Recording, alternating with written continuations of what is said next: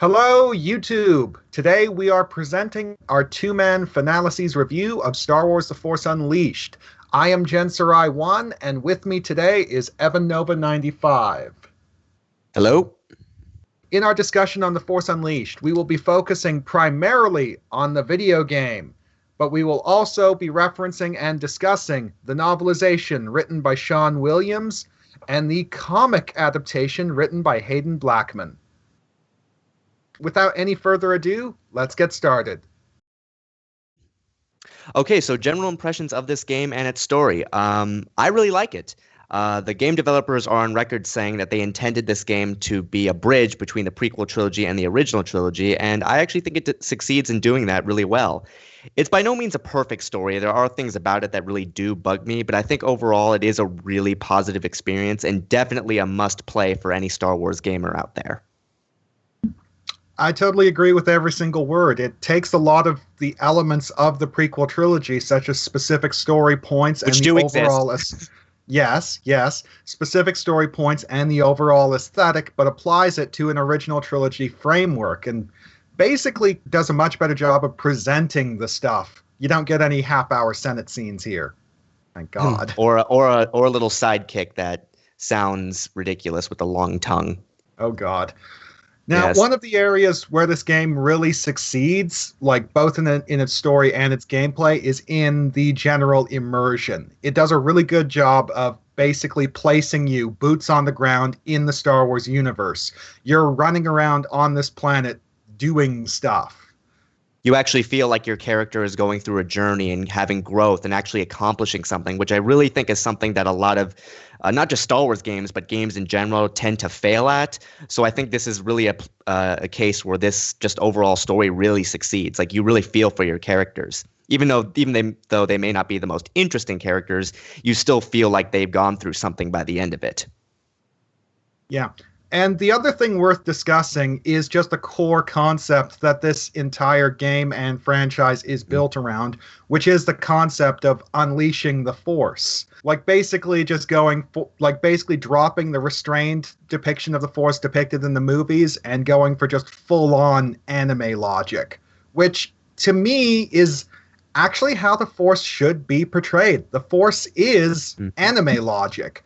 The problem is that in the movies is that they're too restrained and they instead just start treating the Force as a plot device, a get out of jail free card for specific situations. They don't really consider its mechanics and all the different ways it can be applied.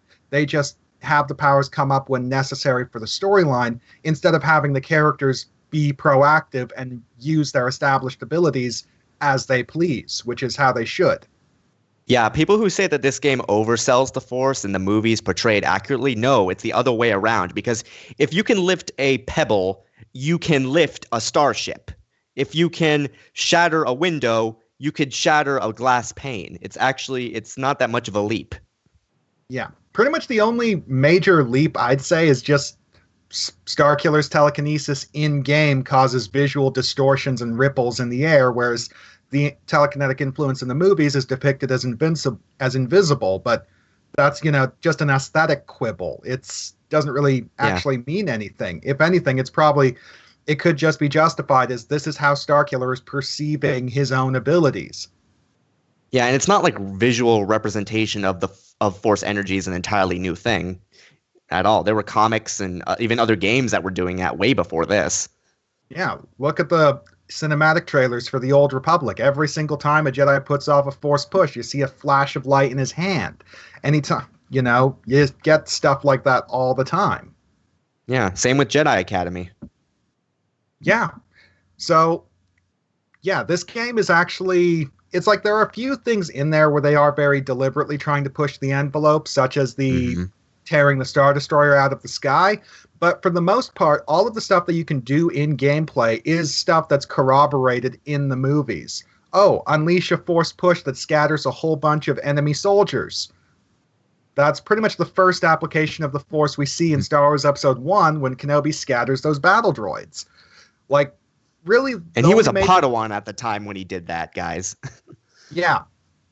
So really, this game is just characters using their powers proactively the way they should. Now, I do understand the in-universe explanations. Jedi don't like using the Force like that because they regard it as an abuse of power. But the thing you got to remember is that this storyline is focused on a Sith character. A Sith character who is trained by Darth Vader specifically to be a combative juggernaut and nothing else. Yeah, restraint wasn't exactly a priority. Yeah. So in a lot of ways, this game really succeeds because it goes for a lot of really extreme stuff. It pushes the envelope, but it kind of stays buckled down and consistent where it's absolutely necessary. And as a result, it's got a huge amount of staying power. It's going to be 10 years old in a few months, and it's still rock solid. Yeah, this was one of the highest grossing Star Wars games of all time, and it is still talked about to this day. One of my favorite little tidbits that I learned from watching Sam Witwer's development commentary on The Force Unleashed, you can find it on YouTube and Twitch, is to this day, he's going in to audition for jobs as an actor, and he's still being asked about what it was like working on this game. This game is still feeding into his career. This game is still making Sam Witwer famous. So now moving into our thoughts on the game mechanics. Firstly, I want to specify that we are specifically discussing the Xbox 360 and the PS3 versions of the game, not the Wii/PS2. I am interested in playing the PS2 version of the game, but I've not played it, so I don't want to discuss it. The features in those two versions are generally accepted as the quote-unquote canon versions of how these events played out, so that's why we're going with it as well. Yeah. Going into the general game design, this game is kind of notable in that it's one of the first games to feature the Havoc engine. Because the whole purpose of the game was going for the jacked up, exaggerated force abilities, they wanted to have really good and accurate environmental effects, so that way your environment actually responded to your abilities, and you're actually, when you're unleashing your raw telekinetic power, you're actually causing damage to your surroundings. Yeah, crates will get picked up, glass will shatter, people will go flying. It's pandemonium. One of my favorite little details, just a minor thing, is that the stormtroopers, when you're lifting them up with telekinesis, will try to save themselves. They'll try to grab onto other things. They will try to grab onto each other. In fact, one of my favorite little tactics that I actually ended up learning from Sam Witwer himself was, oh, you can take down a purge droid by picking up a stormtrooper, levitating him over to the stormtrooper, letting the stormtrooper grab hold, and then just lifting him up with the purge droid dangling from the stormtrooper's hands while you're holding them 10 feet up, and then you just move them over and drop them down a bottomless pit. Bye-bye, purge droid. Because some people are just that sadistic. And my God, man, purge droids are such a pain. I don't mind Tell them. me about it.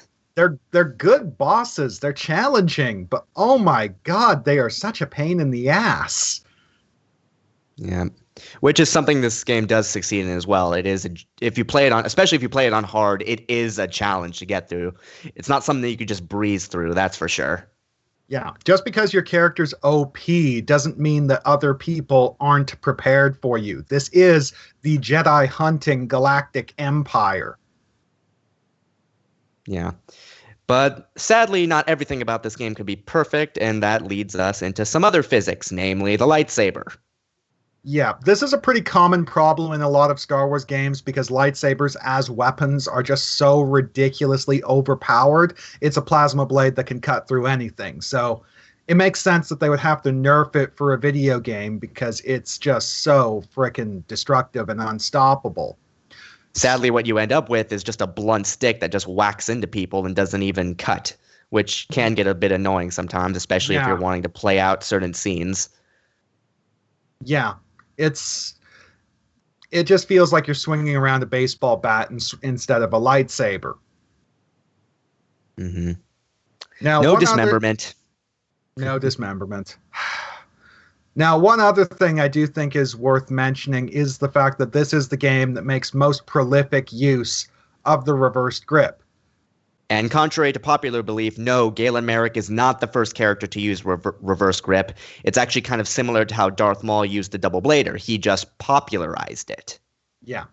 Now, I was actually watching Sam Witwer's development commentary. He explained that the reason why they went for the reversed grip was almost purely an aesthetic decision. They wanted to have it so that, firstly, when the player is playing the game and he's running around with the camera behind the character model's back, they wanted the lightsaber blade itself to always be in plain view, just as an aesthetic thing, so that the thing was A, immediately identifiable as a Star Wars game, and B, immediately identifiable as The Force Unleashed, because that sort of aesthetic of the guy running around with the lightsaber behind his back became so representative of this game.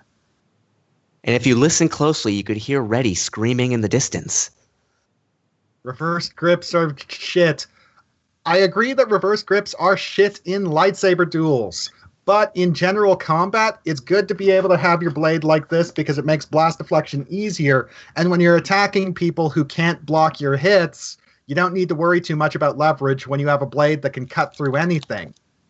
And the other thing is that when you actually pay attention to Galen Merrick's combat animations, he drops the reverse grip the moment he actually starts fighting. The reverse grip only shows up in his ready stances. If anything, it's just a pure blast deflection thing that he does. Mm-hmm. Especially in the novelization where it's barely even mentioned. Yeah. In fact, touching on the PS2 Wii version of the game is that the reverse grip only shows up during a few specific QuickTime animations in that game. For the most part, Merrick has a standard grip in that game because, it was intended for the Wiimote. Fortunately, these melee physics are largely compensated for by the force physics, which, as we know, is the entire point of the game. I mean, Force Unleashed. Yeah. Like, this game is to force abilities what Jedi Outcast was to lightsaber combat. It, like I explained earlier, it's all about presenting the Force as it should be presented, with characters, using their powers proactively. And that's what you can do as Galen Merrick. You're able to do pretty much whatever you want with your powers on a whim. You can influence your environment. You can brutalize people, scatter large groups of enemies. And most of his powers aren't even out of keeping with what's seen in the film. The only difference is that Merrick uses them a heck of a lot more often. Yeah, your only real limitation as far as your force abilities go in this game is the lack of a telepathic function, which they did end up fixing, fortunately enough. Yeah. And the other thing to consider is that they also do account for a lot the other side of the Force, which is enemies using their Force powers against you. It's like when you're playing a boss fight, you can totally be ragdolled by the other guy, and if you're quick on the draw, you can totally ragdoll them. Yeah, which is somewhat of a flaw and somewhat of a good thing, because you can't directly parry force attacks unless you engage one of those lock combos, which is interesting, but a bit tedious, I will admit. Yeah. But overall, this game really succeeds with the force abilities. Admittedly, the targeting system is just a little bit wonky, but if you're methodical and precise, you can generally make it work. And those little bits where the game's slight lack of where its slight imprecision and slight clunkiness comes into play, well, to me, that actually is a perfect representation of Galen Merrick's own personal limitations and weaknesses. He's not perfect. He can wield his powers very quickly and he's very quick on the draw in how he uses his powers, but he's not always going to be the most precise. He's very much trading precision for brute force. So occasionally he is going to flub things up and take hits. This game also features a leveling system which could be found in the form of holocrons scattered throughout each map. Now, there are two types of holocrons that could be found. There are Jedi holocrons and Sith holocrons. Jedi holocrons mainly come in the way of force points, which can be used to level up your melee attack or your force abilities, and also cosmetic items like new costumes or crystals for your lightsaber. Sith holocrons mainly deal with certain upgrades to your abilities. There's invincibility, unlimited force points, that sort of thing. It's only temporary, so you can't just take one and then use it for the rest of the game, but they do kind of add an element of exploration to the various maps and kind of help you collect certain items to go through it again. It gives it some more replayability. The other thing I do want to discuss is that the differences between the Jedi holocrons and the Sith holocrons, it's just a subtle little thing, and I don't really think they did this on purpose. Oh, I think I know where you're going with this. Yeah.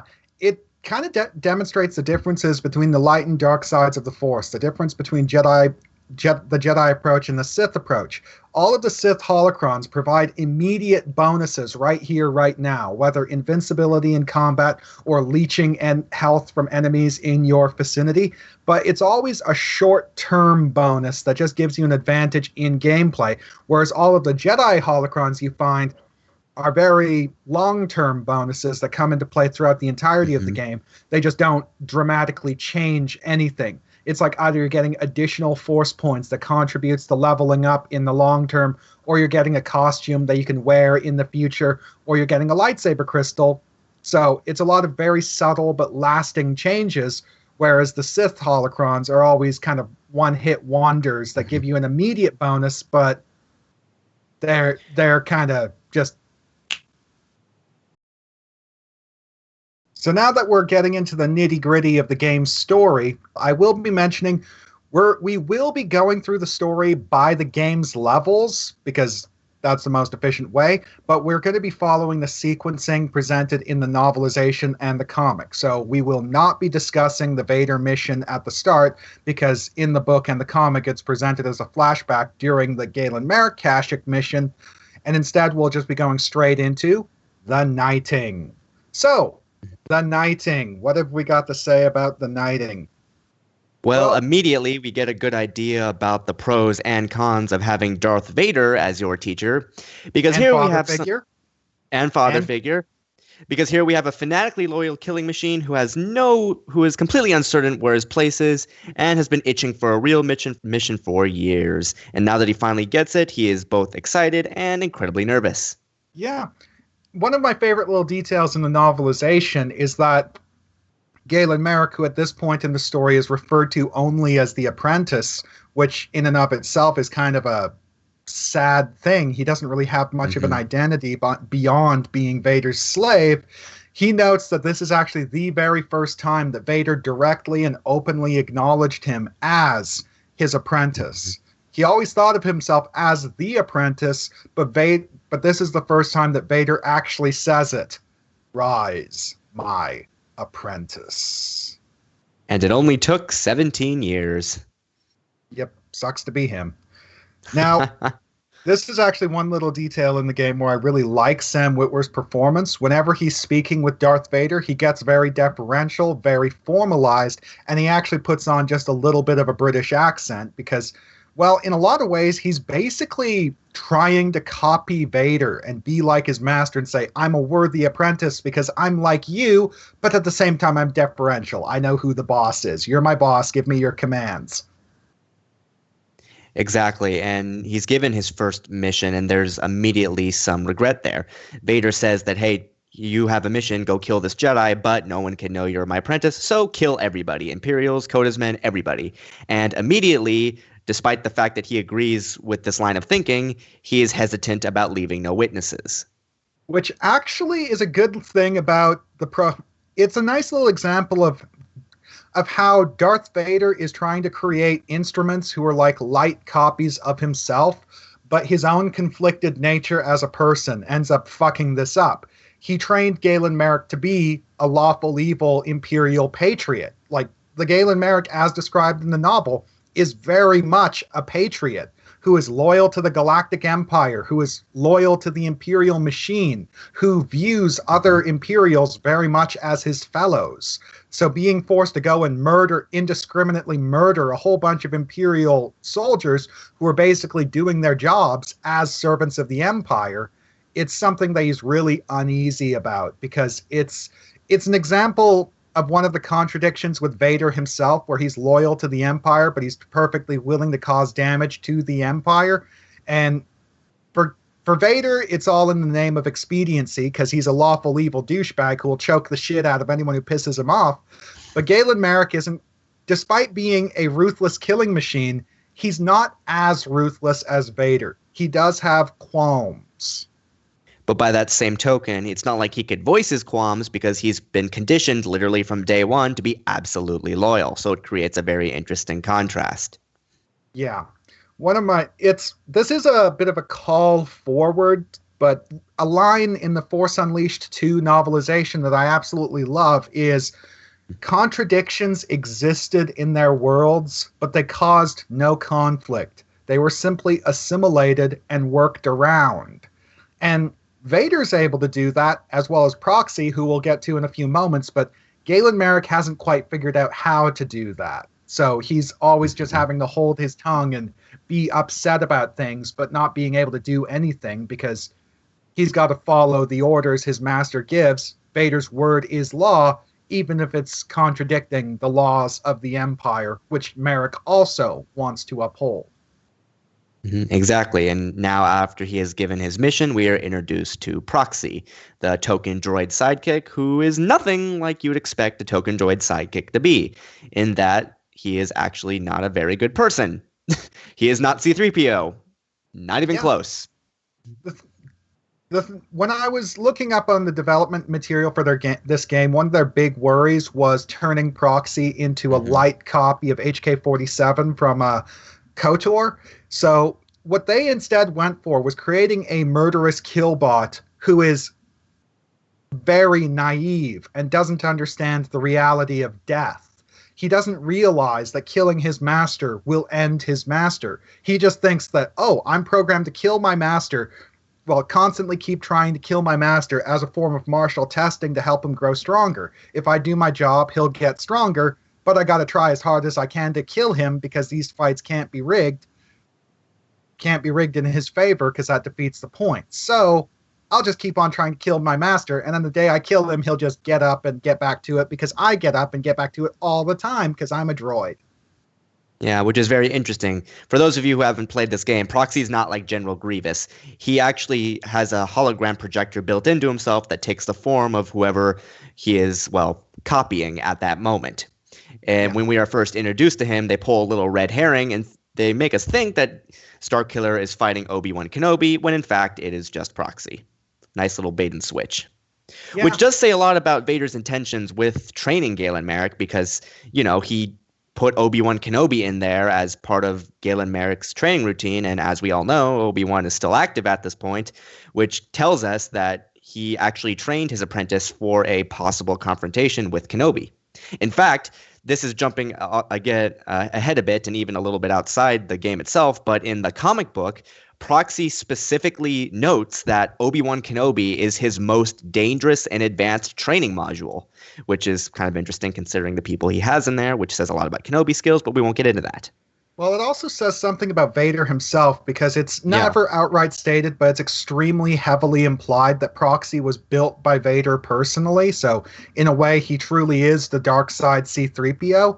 And well, the thing is, of course the Kenobi module would be Proxy's most advanced because Vader is putting his own knowledge of Kenobi's skills, tactics, and fighting style into this module. He's very much crafting a replica of the Master that he knows and understands absolutely intimately.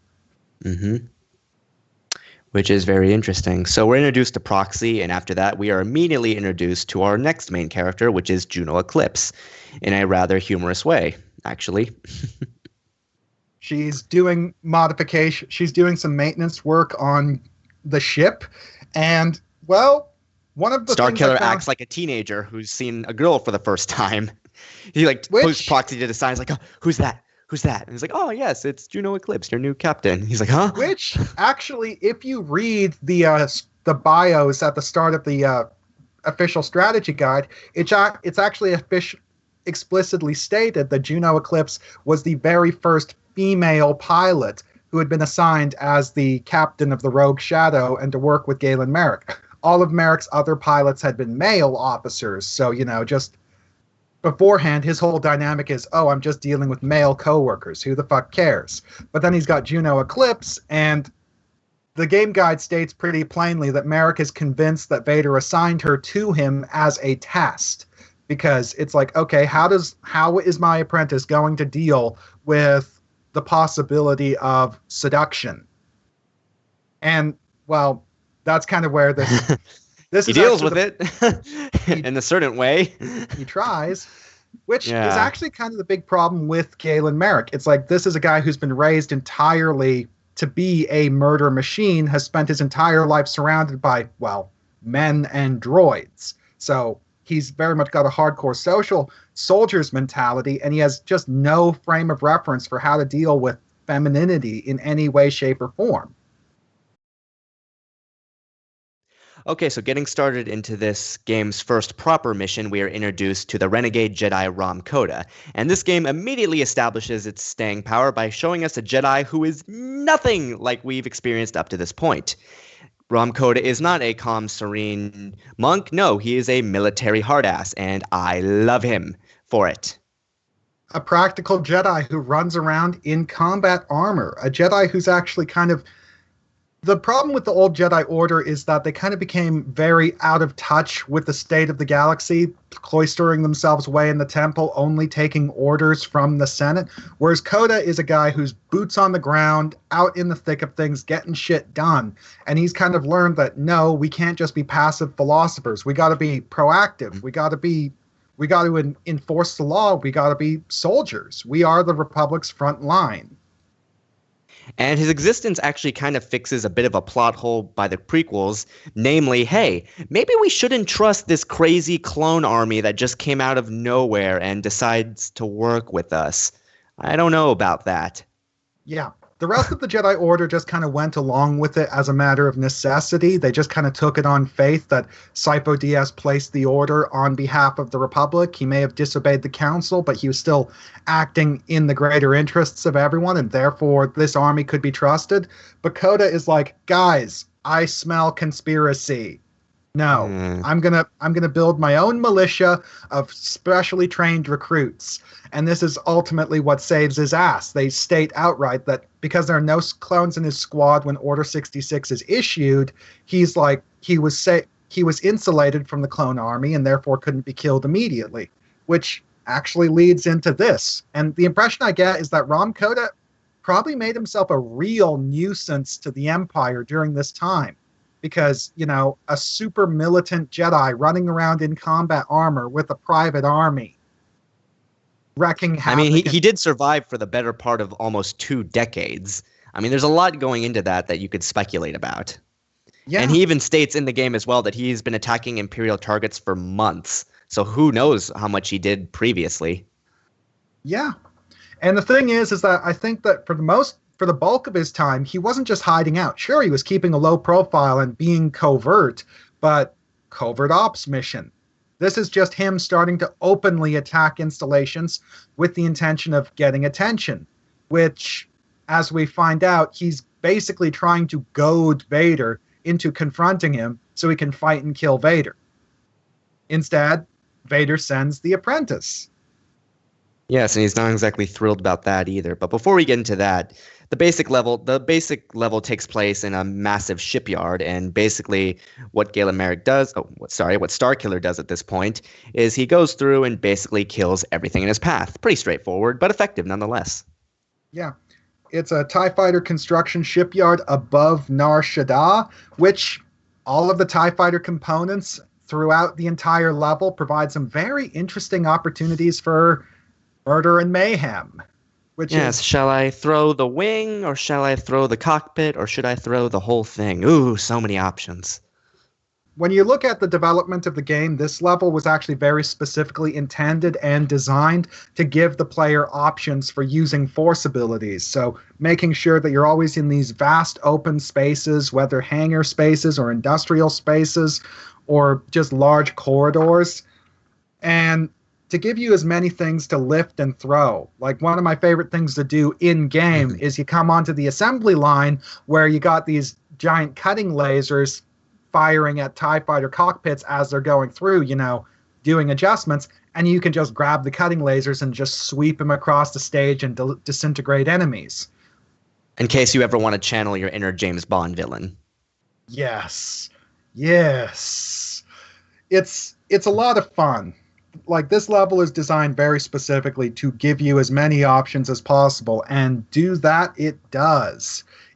Yeah, tons of replayability, that's for sure, especially with all the different kinds of militia types that Kota employs. You have the standard trooper with blasters, but then you also have the melee troopers and even the heavy troopers with the little laser Gatling guns.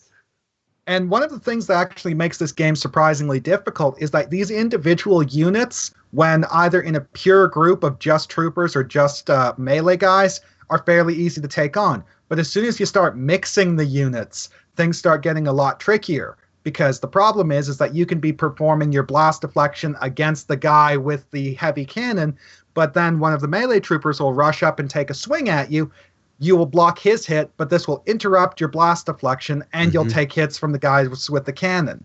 And, it's like mixing up the troops like this actually makes them surprisingly difficult to engage because you got so many different kinds of attacks coming from so many different vectors.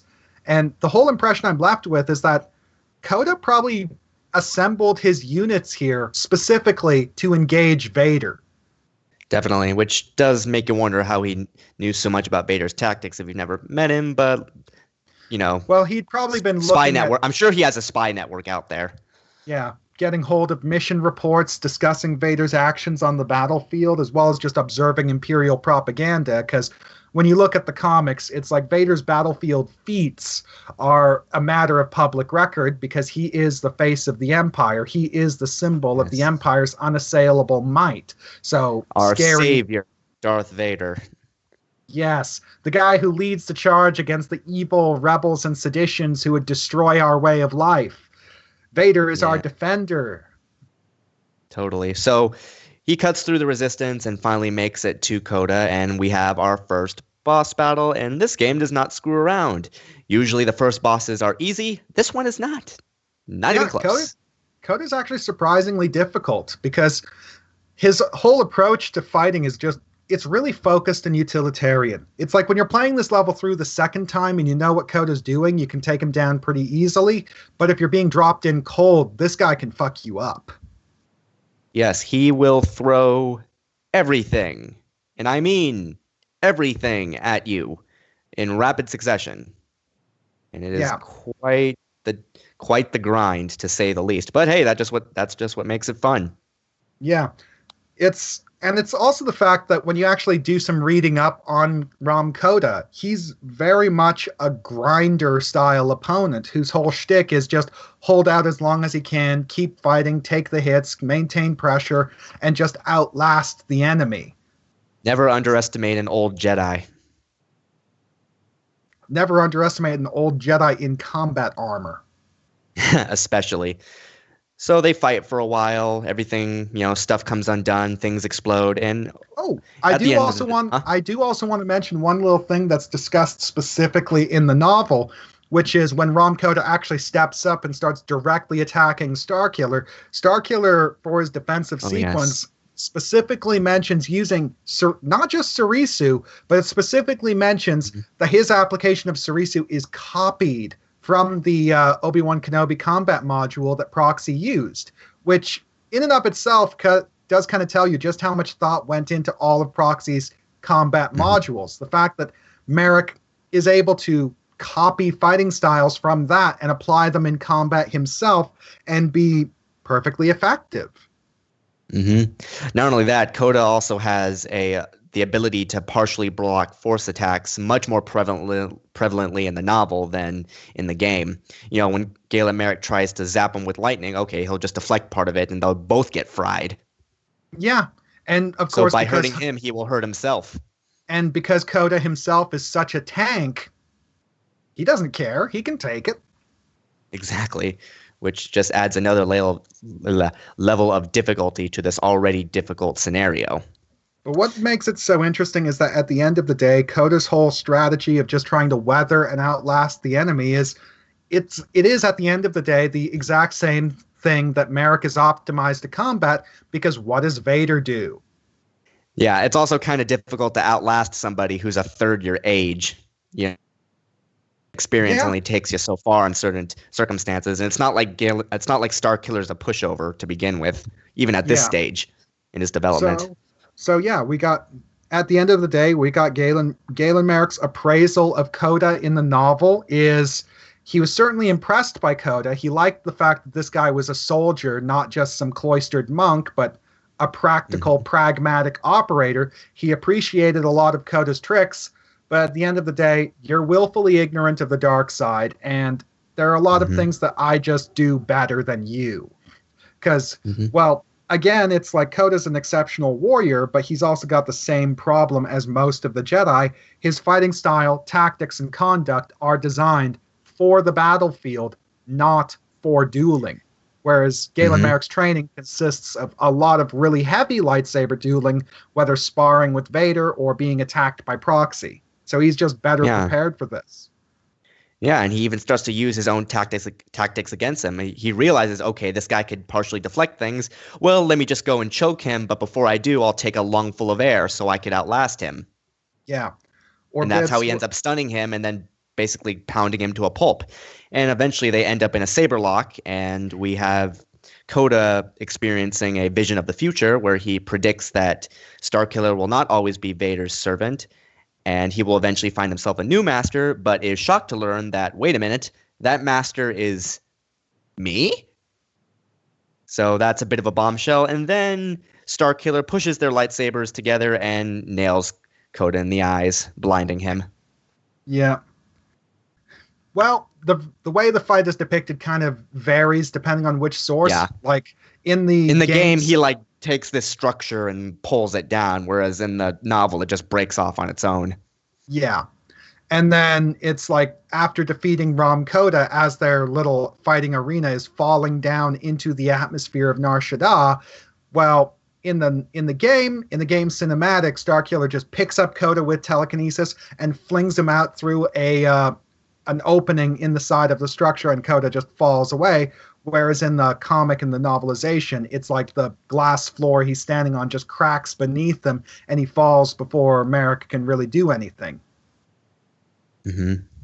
And Merrick tries to see whether or not he is dead, and he tries to convince himself that, there's no way someone that wounded could survive, such a fall or getting hit by speeders. But in the back of the mind, it is made readily apparent that he is fully aware that Coda survived, which Yeah. kind of starts Starkiller's path, kind of starts him on his path away from Vader. But he still takes his lightsaber as a show of victory, nonetheless. And now we come to the Raxus Prime level with the major boss being Kazdan Paratus. One thing that I think is definitely worth noting is that though this level is featured in the novelization, it does not come up in the graphic novel adaptation. It was obviously cut out just to save on time and length, so we don't hold it against them, but it's worth noting. Now, a discussion of this level itself, as well as the character of Kazdan Paratus. They arrive on Raxus Prime and find a replica of the Jedi Temple built entirely out of salvaged materials and junk, which... Because when you're a machinist stranded on a world of material, what else would you do? Exactly. Now, one of the little darker details that I liked was Proxy at the start talking about when they ask him, do you hear any droid transmissions? And he's like, too many to decipher. I hear thousands of droids all calling out to each other. This is where all droids go to die. Like, this is robot hell. Like, I would not be surprised if without the singing Dieselbot showed up. Well, on that note, we are introduced to Kazdan Paratus, who's... I commented earlier about how Rahm Kota was severely breaking the Jedi mold. This guy does too, but in a different way. And that's because he's completely insane. And this is actually one of my favorite little aspects of the story, because it's another little area of addressing areas where the Jedi Order's policy of indoctrination actually ended up really working against them in a lot of ways. Because you got so many Jedi being brought into the Order at an extremely young age, being taught to have no attachments, no personal attachments, and to view their own lives as disposable. They're servants of the Republic, they're servants of life itself, they're perfectly willing to lay down their lives in service to those goals.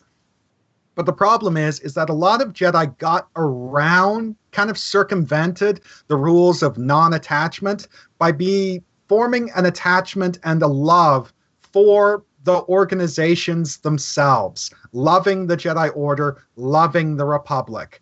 In fact, the Revenge of the Sith novelization states outright that this is what Mace Windu did.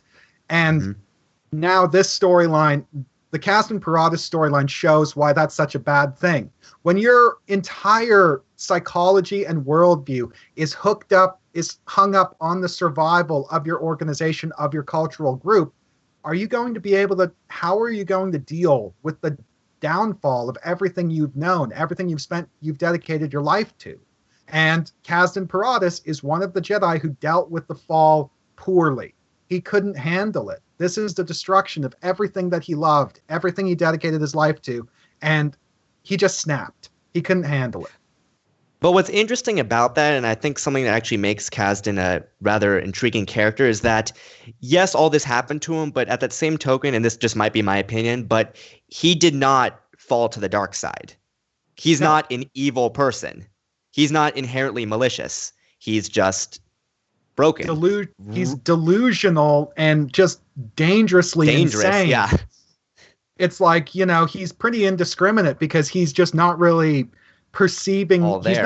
He's not in his right mind. He is completely off his rocker, and he's just kind of perceiving everyone around him as enemies, and is basically just struggling to create this fantasy world within his false Jedi temple where he's just this elaborate delusion where he is the Grand Master of the Jedi Order, training his droid followers as Jedi.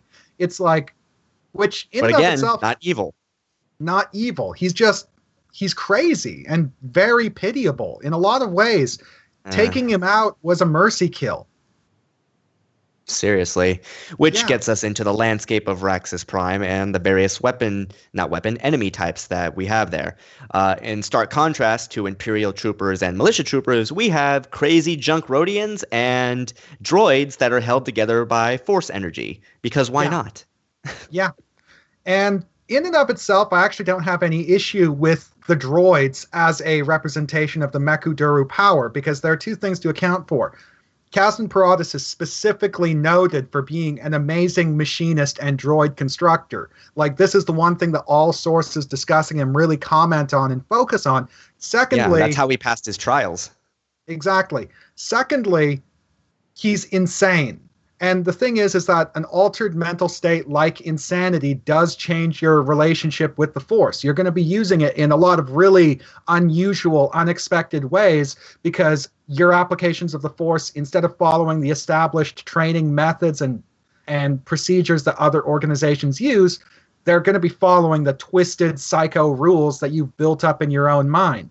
And Caston Paratus is explicitly stated as viewing himself as Grand Master of the Jedi Order, with his droid thralls being the knights under his command. He views each and every one of these droids as a person. They are intended to be a representation of his Jedi Order, which is really sad and tragic because, firstly, they're just puppet people, not actual people, yet he has practically invested them with sentience, and you're just walking through here, blowing them over. Yeah, it's not exactly the best day, but the level design is very interesting. There are tons of parts and machines all over.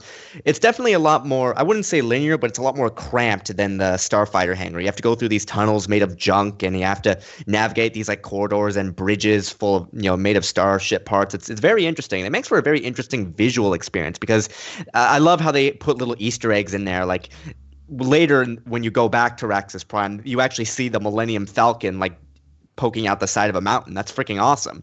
Or you have like X-Wing parts that you could build and throw. In fact, one thing I really do like about this level design as well is that my favorite thing personally was charging up engines with Force Lightning and using them as basically freaking missiles. I mean, that's immensely satisfying, at least in my opinion. Yeah, it's all of the junk is, it provides infinite opportunities for destruction. There's so much debris here that you can just send cascading down onto the enemy. It's the same idea as the TIE Fighter level, where it's all about using the environment to give you options. But here, because the environment is configured so differently, you use different tactics, different tricks. It's not just about picking up that TIE Fighter wing and chucking it. It's like, oh, those guys are standing right next to a mountain of debris, which I can turn into an avalanche by pulling out that one piece of junk, and now all of those guys just got crushed. Yes, and let's not forget the golems, the droid golems.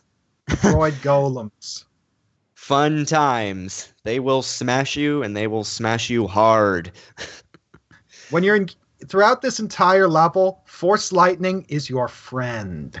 Yes, your best friend, because machines and electricity overloads do not mix. So Which, very, very critical asset. In fact, if I'm not mistaken, if this level is where you get the Force Lightning upgrade. yeah. When you're playing the X360 version, first time out, this is where you actually unlock the Force Lightning ability and can use it. And speaking of vulnerability, the Force Unleashed novelization specifically notes that Kazdan Paratus is weak against Force Lightning. Now, why is that? Well, he himself is still, Vertically challenged. he's but he's still physically whole. But the way he got around being vertically challenged is he basically just constructed himself a set of Dr. Octopus arms and is now running around with a 10-foot lightsaber pike. The novelization also notes that Starkiller's experience fighting Proxy has given him a good idea of how to dismantle droid opponents, which comes in handy, particularly with the golems. Yeah, because damn, those fucking golems. Yeah, but so anyway, he fights through the hordes of droids and Rhodians and eventually makes it to the top of the Junk Temple, where he encounters Kazdan Paratus and his Junk Council. In the novelization, the Junk Council is actually depicted as animating, standing up, and attacking him as well in fighting as a team with Kazdan Paratus, but this doesn't feature in any of the games. In the games, you're just fighting Paratus on his own. However, one of my favorite details from the game which is reflected in the novel, is that as you're fighting in his little false Jedi Council chamber, if you start destroying his droid replicas of their Jedi counselors, he starts having a nervous breakdown and freaking out, like, no, stop killing my friends, Master Yoda, no. Yeah. Another little cool detail, too, is in the novelization, he actually starts out fighting you inside one of his golems until Starkiller dismantles it. However, while that is not present in the PlayStation and Xbox versions of The Force Unleashed, it is a factor in the Wii version. Fun little fact. Yeah. And one of the other things I do like is that all of Kazdan Paratus, again, it's another example of force powers being employed proactively, is that during the boss fight, he will retreat away from the main fighting arena and then on the fly assemble a junk golem for you to fight. Now, if you don't know how to deal with junk golems, this becomes a pain in the ass. But when you're actually experienced at dealing with them, it's like, free health, because, oh my god, Kazdan Paratus is tough. He's whittled away half my health. I'll just kill this thing, recover my health. Now I'm good to keep fighting. He is fast and he is very strong, and he really knows how to use that pike. That's for sure. Kazdan Paratus is just a terrifying nightmare opponent. It's like, even the novelization acknowledges that Force Lightning was pretty much the only thing that Merrick could do to him. It's like he wasn't capable of effectively engaging him in a lightsaber duel because Paratus was so agile and had so much reach because 10-foot lightsaber pipe. And he wasn't really able to contend with them with telekinesis either because Paratus was just as, if not more powerful. Like Vader explicitly states, Kazdan Paratus he wasn't exactly is far kidding. more powerful than you. I do not expect you to survive. So yeah, Paratus is one of the toughest bosses in the game. But it does make for quite a fun romp, that's for sure. And when you finally beat him, it is immensely satisfying, which Starkiller does, of course, end up doing.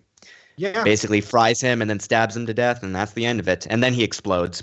Yeah, because one little weird detail in this game is anytime a Force wielder character dies, every one of them has an Emperor Palpatine-style Force explosion. So Paratus is lying on the ground. He's like, I'm sorry, Masters. I failed you again. And then burst of white energy explodes from his chest. And even Galen Merrick, like in the novel, is like, what the fuck was that? Yeah. And the thing I liked is that in the novelization, it's basically stated that instead of feeling true satisfaction at taking this guy down, he's like, oh my god, this guy is such a sad sack. I feel sorry for him. And following his battle with Kazdan Paratus, we have Starkiller meditating on his ship, and he is given his next Jedi kill mission by Vader. Now, this is a little moment where we see Starkiller really itching to take on the Emperor. He even says it himself, no, I'm ready now, I don't need another mission. But Vader brings the rather intelligent point by saying, well, you've defeated an old man, and a crazy outcast. You're definitely not ready to take on the Emperor if that's all you got. We need to get you to fight a real Jedi Master, a council member no less. And fortunately, we happen to know where one is. In this case, it is Shaak Ti, who we have seen in the prequels and the micro-series. Sorry, Connor. One thing I also want to mention about this scene is Starkiller when the scene begins, Starkiller is using telekinesis to assemble his lightsaber. I guess just part of his regular lightsaber maintenance, because of course you got to maintain your lightsaber and look after that thing. Like any piece of technology. Yeah, and the thing I like about it is that Vader showing up breaks Starkiller's concentration, and just as he's about to finish assembling his lightsaber, and the whole thing just flies apart and falls to the ground. And you see Starkiller immediately kind of come up over top of his lightsaber and immediately just try and assemble the pieces by hand. And then he just looks up and is like, oh shit, Vader. And the fact that he was distracted so easily and so quickly, and his lightsaber just came apart like that, it's one thing that really feeds into Vader's point about Starkiller not being ready. It's like, dude, if you were ready, that wouldn't have happened. Exactly. Which brings us into this mission itself. Now, for those of you, it's not really explained too well in the game itself, but it is explained pretty well in the guidebook. Shaak Ti survived the assault on the Jedi Temple after getting some younglings to safety and went into hiding on the world of Felucia after, funny enough, briefly dueling Vader himself. And one thing I really love about this scene, particularly in how it's portrayed in the novel, is Starkiller remarks that Vader referred to Shaak Ti with quote-unquote grudging respect, which really says a lot for Vader's opinion on her. Yeah, because, well, Vader, at the end of the day, especially considering that he engaged her as Anakin, she survived. She got away alive when no one else did. Yeah, very small list of people who could say they fought Vader and survived, that's for sure. Yeah. Even Vader at that stage, because it's like, Anakin Skywalker was still an exceptionally skilled lightsaber duelist and exceptionally powerful in the Force. So sure, he may not have been quite as refined as a Force wielder or as a tactician, but he was still a wrecking ball of destruction. To be sure, and which makes it the perfect test for his apprentice. Basically saying, hey, if this woman did this much damage to me, imagine what she'll do to you. Good luck. Have fun. Yeah, which takes us to Felucia, which is the primarily jungle planet we saw briefly in Revenge of the Sith during Aayla Secura's unfortunate passing. Yes. Now, this is one point where I want to discuss a difference between the novelization, the game, and the novelization in comics. In the game, the first shot of Felucia we have, and the comic, the first thing we see is Shaak Ti and her apprentice Maris Brood responding to Starkiller's arrival because they see his ship swooping in. And we basically just get the scene where Shaak Ti tells Maris Brood to gather your belongings and go into hiding. I will take this dark assassin by myself. And we actually see Maris Brood behaving in a very similar manner to Starkiller himself. No, engaging these people is what you trained me for. Let me fight with you. Let me be here. And Shaak Ti's like, no, you're not ready for this. He'll fucking murder you. Get the hell out of here before he does. Yes, and she does eventually acquiesce to her demands, although, funny enough, one of the natives even makes a comment to Shaak Ti asking her if she's fallen, and Shaak Ti says, no, she hasn't. She's just afraid, which she is. She is very afraid. Yeah, because, it's like, that's what a lot of people tend to do when they're feeling terrified. They overcompensate with the fronting, and that's exactly what Maris Brood does. She tries to cover up her fear by being in your face and aggressive. And problem is that's just kind of the bad thing to do because she's not actually dealing with her problems. She's just trying to repress them, which is basically what happens with a lot of Sith Lords and Darksiders. They never actually deal with their psychological issues. They just try and repress them so that these issues aren't an issue. But the problem is that whenever facing an enemy who's really good at getting under your skin, they rear their ugly head. Exactly.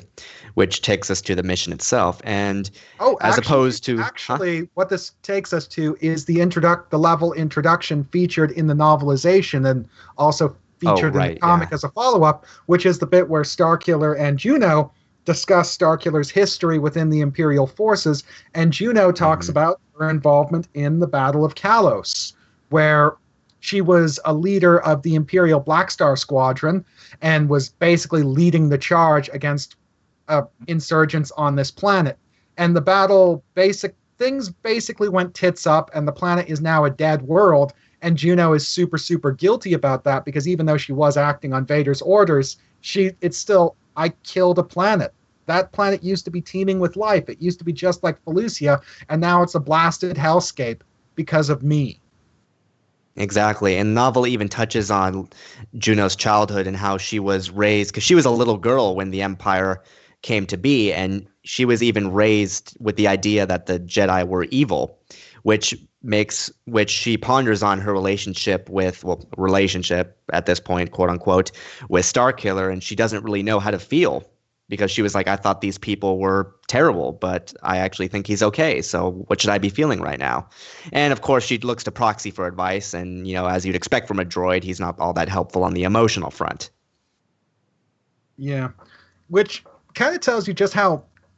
Which the fact that Juno is trying to adapt to her situation and touch bases, it's like the problem is that she doesn't really have many people to touch bases with, because Galen Merrick is emotionally distant and really repressed and stunted because of Vader's influence, and Proxy is a droid.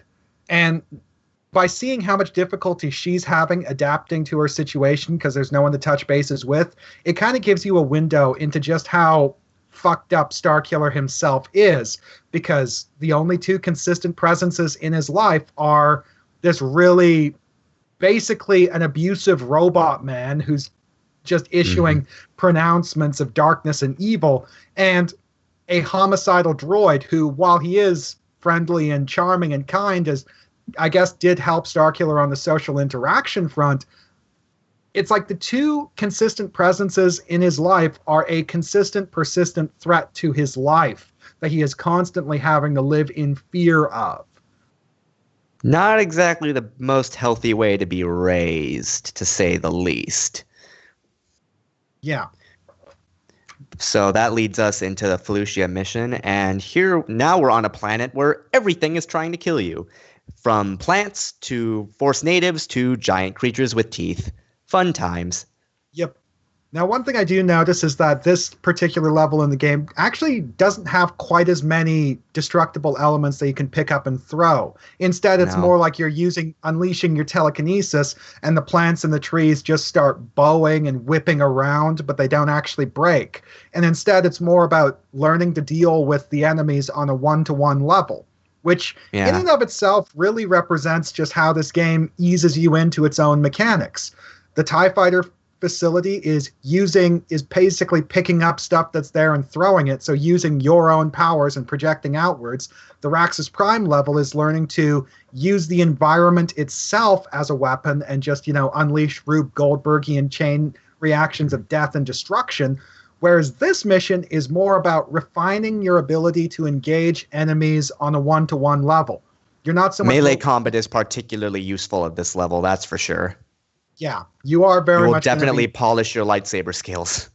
Yeah, you're definitely going to be fencing with the Felucians, quite a lot of that. And that is one thing I will say, despite the wonky, fucked up lightsaber physics in this game, at the very least, the melee combat portion of the game is still fun to do. It's not like wielding your lightsaber sucks. No, all the grapples and combos and stuff, it's a blast.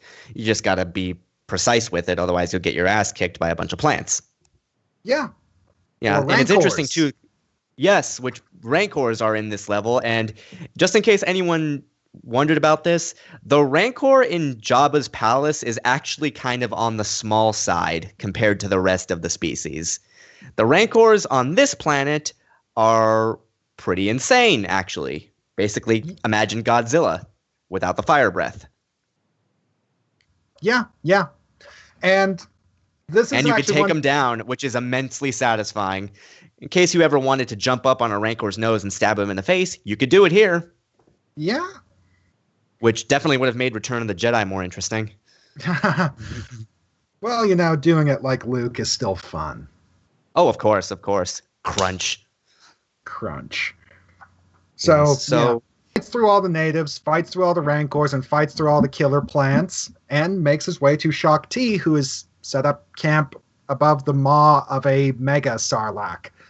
yes, just in case you thought the Sarlacc in the desert was scary enough, now we have the Mega Sarlacc, Yeah, which is basically a nightmare incarnate.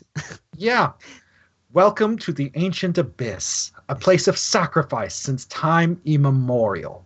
Are you ready to meet your fate? Yes.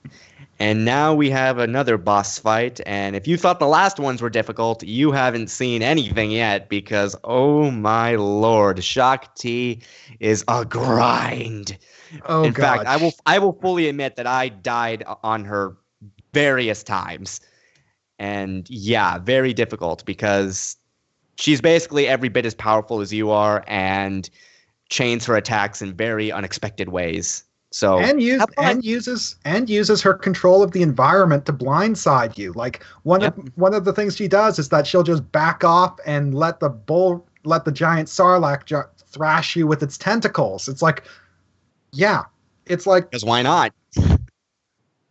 so many people consider the idea of Shaak Ti falling to someone like Galen Merrick as lowballing the character. Ladies and gentlemen, no. This game does not lowball Shaak Ti. She is absolutely terrifying in this level. She is one of the hardest. Oh, sorry. She is easily the toughest boss in the game after Vader. In fact, it even puts me into mind something you and I discussed a long time ago, just over a basic chat. Basically, Starkiller has a 3 out of 10 chance of actually defeating Shaak Ti, and what we saw in this game was just one of those 3. Yeah. And the gameplay itself makes that very clear. If you're playing this game first time out, Shaak Ti will kill you multiple times.